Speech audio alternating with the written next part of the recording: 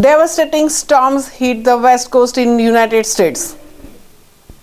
Welcome to It's Tomorrow News. I am Hena Talati and here are the today's top stories from United States of America. A relentless series of the storms has battered California and Oregon over the past week, dumping feet of rain and snow, accompanied by the wind gusts reaching up to 139 kilometers per hour.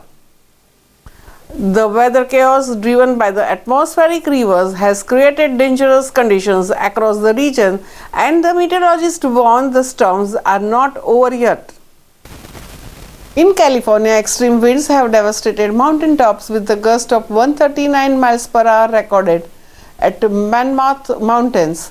While these gusts primarily affected uninhabited areas, winds between 40 to 60 miles per hour caused havoc on the roadways, downing trees and obstructing traffic throughout the state.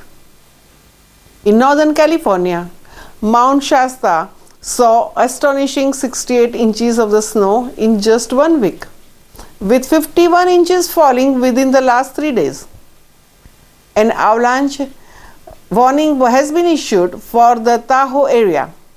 The storms have brought more than 2 feet of the rain in some areas, including 24.4 inches at Fort Reese, California. Nearly 200 reports of the flooding, roads and landslides have been lodged.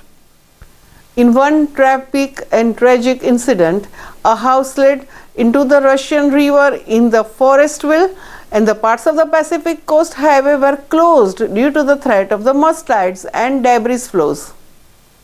This ongoing threat of flooding has caused major disruptions across the region.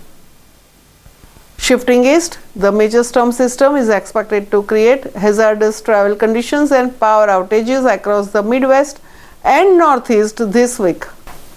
As snow, freezing rain and sleet spread across the region, significant disruptions are expected, with the icy roads and power lines at risk of damage. As the storm moves eastward, snow is expected to spread across New England, with the Adirondacks, Green and White Mountains receiving the heaviest snowfall.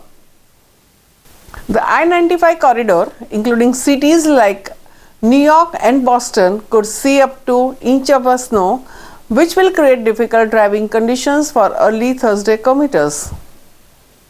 And that's all for now.